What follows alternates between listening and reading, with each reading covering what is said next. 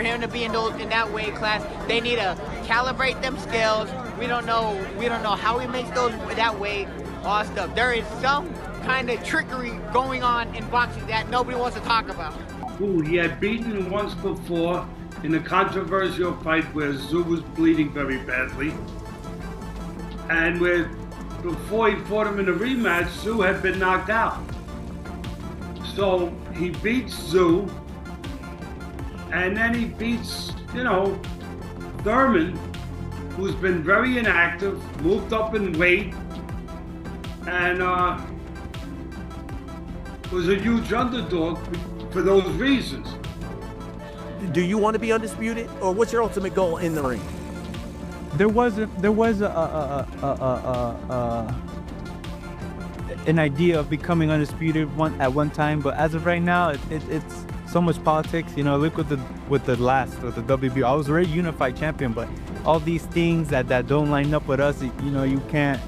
It's a business as well. So if you're not gonna work with me, I can't really work with you either. So boxing insiders have come forward with serious accusations against Sebastian Fundora, claiming that he may have used unfair tactics during his fight against Keith Thurman. These claims have stirred strong reactions across the boxing community. Rolando Romero also weighed in on the situation, arguing that Fundora simply does not belong in that particular weight class. According to Romero, there are deeper, unspoken issues within boxing. Forms of hidden trickery that insiders are aware of but rarely discuss publicly. His comments added fuel to an already growing controversy, turning this fight into a major talking point throughout the sport. About the sustained beatings that he passes out. When he fights, it's the way he gets on top of people and just destroys them. Man, he over there trying to chop every head off. I'm telling you like this, man. I sit there, man, I just look, I'm like, there's no way. Like, you gotta go over there and just like, boom, right on the top like that, right? Hope for the best, A fan on X, formerly Twitter, didn't hold back, expressing harsh criticism by calling Fundora an unfair cheat code. The fan went as far as saying that if every fighter in the 154-pound division chose to avoid him, it would be completely understandable. The main argument centered around Fundora's extreme height advantage, which many believe gives him an unnatural edge at that weight. At the same time, concerns intensified after Keith Thurman suffered severe facial damage during the fight. The level of injury raised eyebrows, with some suggesting that standard gloves and punching power alone might not explain the extent of the damage. This led to speculation that Fundora's gloves may have been tampered with. Despite being badly hurt, Thurman reportedly disagreed with the referee's decision to stop the fight, believing he could have continued. Conditioning, he's a volume puncher, and I think it's just that little bit of a press that he was putting on that, let that referee feel, the way that he felt to jump in. But, he was pressing, he was opening up, he was starting to throw wide, and that's where, the veteran has an opportunity to shine. I'm telling you, man, the fans were loving it, the action was getting real, there was no need to just stop it right then and right there, but, once again, I'm not that beat up, I can fight more, and we'll see what happens, man, but it was a good fight. I wanted a great fight, and I think if it went just a few more minutes, something great would happen, or maybe I would have got dropped, and then, at the end of the day. There are also claims that Fundora is deliberately avoiding the path toward becoming an undisputed champion. Reports suggest he believes other sanctioning bodies may not offer him the same level of protection as the WBC. Because of this, he appears to remain closely aligned with the organization, prioritizing its support over pursuing all major titles across different governing bodies. This strategy has sparked debate about whether he is maximizing opportunity or avoiding greater risks. I'm comfy with the WBC. I still think I'm recognized as the best. I think I'm the best. So, let's just make... Another fan on X added to the criticism, accusing a supporter of Fundora, referred to as Fur, of being deceptive. The fan mocked his calm and polite speaking style, suggesting it was an attempt to hide what they described as fraudulent behavior. This kind of reaction reflects the growing frustration and suspicion within boxing circles. Meanwhile, Sebastian Fundora has strongly defended himself, insisting that his victory was purely the result of relentless preparation. He explained that he had been training intensely since August, putting in the hard work necessary to deliver such a dominant performance. From his perspective, there was nothing suspicious, just discipline, strategy, and execution inside the ring. My performance, of course, I think it was a great performance. You know, just a lot of training in this camp, but we've been training for him since August of last year. So, you know, it was unfortunate that we couldn't fight in October, but, you know, we stay training, we stay getting ready for this former Hall of Famer and you know, show tonight. I take my hat off to Keith. Of course, he's a great former champion. Like I said, a future Hall of Famer for sure. But no, we trained very hard for this fight, and we made sure that we crossed our T's and dotted our I's, so that performance from him wouldn't be nothing for us to, nothing crazy for us to handle. I'm very comfortable with the WBC. I've been saying this over and over again. I'll fight these guys, I'll unify with these guys, but I'll probably drop the belt right. Boxer Bernie criticized Fundora's decision to take this fight, arguing that he had many other viable opponents to choose from. In Bernie's view, selecting Keith Thurman was a calculated move, as the matchup heavily favored Fundora. He believes the physical and stylistic differences between the two fighters created an overwhelming imbalance, making the fight less competitive than it should have been. Keith Thurman, bludgeoned, battered, bruised, didn't knock him down, but did everything else. Man, talk to us about the matchup. Keith Thurman had a hill to climb. You know what I'm saying? That's the thing with Fundora. And man, that layoff didn't help him. Like I was just telling my boy Ramon, I was thinking he should have fought old boy first. Should have fought Charlo first. I would like to see that first. Maybe scrap the whole thing. You know, they tried to make this thing twice and it didn't go. So I think they Fundora should have been held up. He should have been put with somebody else, even though I think he hurt himself the second time. So the first time Keith Thurman hurt himself, and then the second time, boom, and then old boy hurt himself. But it was a good fight, man. Keith Thurman, he showed his heart, he showed his guts. You know what I'm saying? He landed some shots in between, and you know, but they didn't face Fundora. Allegations surrounding Fundora are not entirely new. Renowned trainer and analyst Teddy Atlas reminded fans of Fundora's previous bout with Tim Tszyu. In that fight, Tszyu suffered a serious head wound that significantly affected his vision. At the time, similar suspicions arose regarding Fundora's gloves and overall tactics. These recurring concerns have only strengthened the narrative among critics who question the legitimacy of his performances. But before we go too crazy, remember the guys that he's beaten recently. He beat Costas, he beat, what's his name, Zoo. He beat Zoo, who he had beaten him once before in a controversial fight where Zoo was bleeding very badly. And before he fought him in a rematch, Zoo had been knocked out. So he beats Zoo, and then he beats, you know, Thurman, who's been very inactive, moved up in weight, and was a huge underdog for those reasons. So let him beat somebody maybe a little bit of a higher level of thought before you go too. Jose Benavidez Sr. also shared his thoughts on Fundora's TKO victory over Thurman. He emphasized Fundora's youth and massive height advantage, pointing out how difficult it is for opponents to deal with such physical traits. At the same time, he criticized Thurman's condition, noting his inactivity and declining form. According to him, this combination made the fight poorly matched from the start, highlighting a clear imbalance between the two fighters.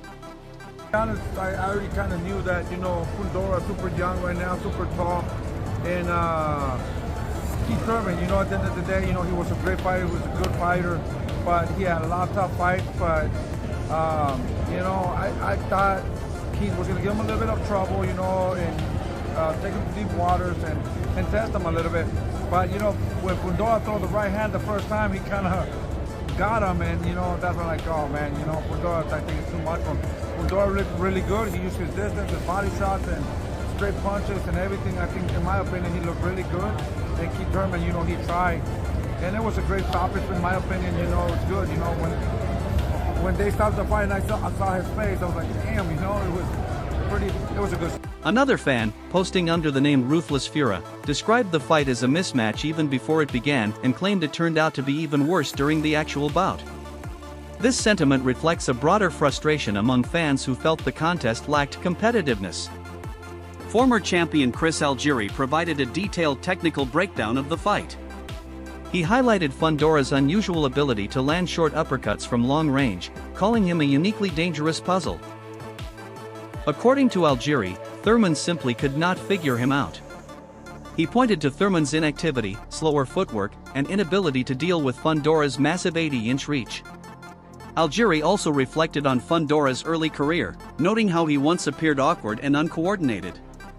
However, he emphasized the significant improvements Fundora has made, especially in his jab, which he used frequently, throwing an estimated 44 jabs per round in this fight. Algieri concluded that Fundora controlled the fight comfortably, relying on his jab and precise power shots without needing to shift into higher gears before the stoppage. You know, he throws a rear uppercut from long range, he throws a lead uppercut from mid-range. So he's a wildly dangerous puzzle to figure out. And Keith had no answer. And I guess in hindsight, that's probably not that surprising. Keith was not a 54-pounder. But yeah, it was underwhelming, I should say. I expected a little more from Keith. Talks the big game, you know, had that illustrious run at 147, but ultimately, like I said, Father Time over one time. Father Time gets everybody, just looks slow, the legs weren't there, and also you're fighting a guy, like you said, with the 80-inch reach, and is also knows how to use it now. That's what we're seeing from Fundora, is first couple of fights of his career when he was fighting on. While Chris Algieri acknowledged Fundora's development, he was also highly critical of Keith Thurman. He described Thurman's performance as extremely poor, arguing that he barely engaged in a meaningful fight. Because of this, Algieri believes the bout did not reveal much about Fundora's true level, as Thurman is no longer in his prime. Looking ahead, Algieri stated that Fundora, now 28, is entering his peak years and must face elite competition at 154 pounds.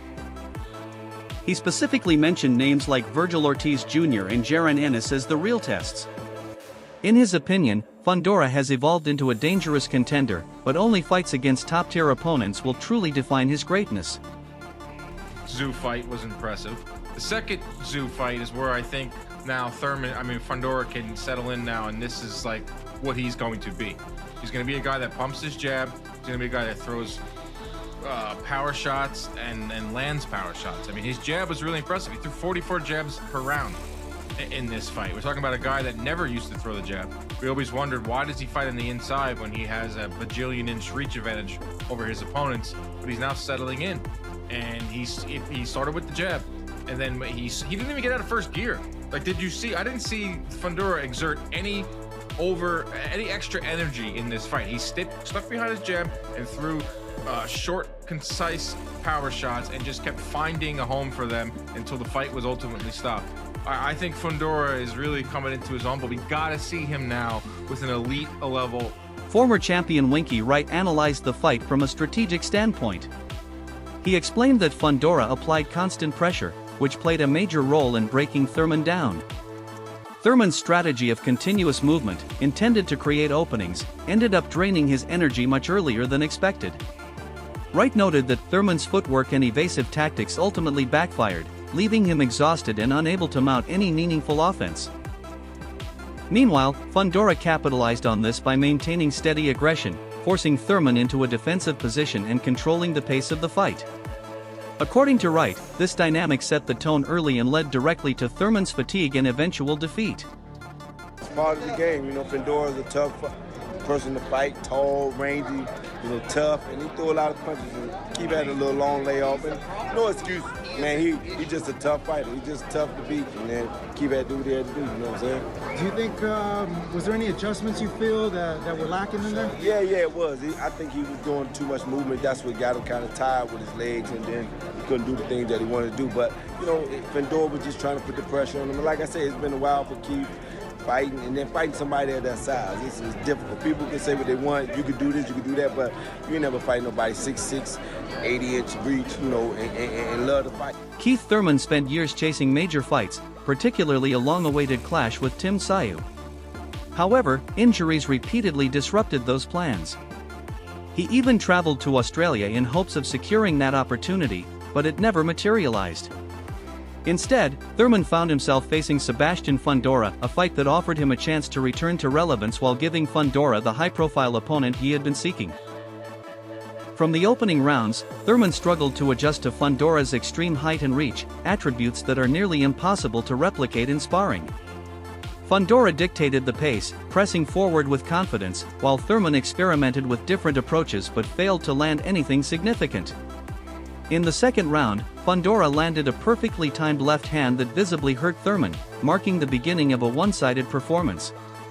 Coming to Australia to fight on a no-limit card to hopefully do enough to secure that Tszyu fight eventually, but that would never materialize, and instead Thurman would end up finding himself fighting Fundora. Thurman was given the opportunity he's been chasing for years, and Fundora was given the big name he's been chasing also. So, what ended up going down? Well, in the opening rounds, Thurman was clearly just trying to figure out how to approach Fundora. The reach, the height, it's something almost impossible to replicate in sparring. So the first couple rounds was really Fundora pushing the pace, whilst Thurman was trying different things just to see if he could even land anything. And in round 2, Fundora threw probably the best shot of the fight, a well-timed left hand which buckled Thurman's knees. But Thurman would see out the round, but from this point on, Fundora was almost in complete control. Thurman really had no...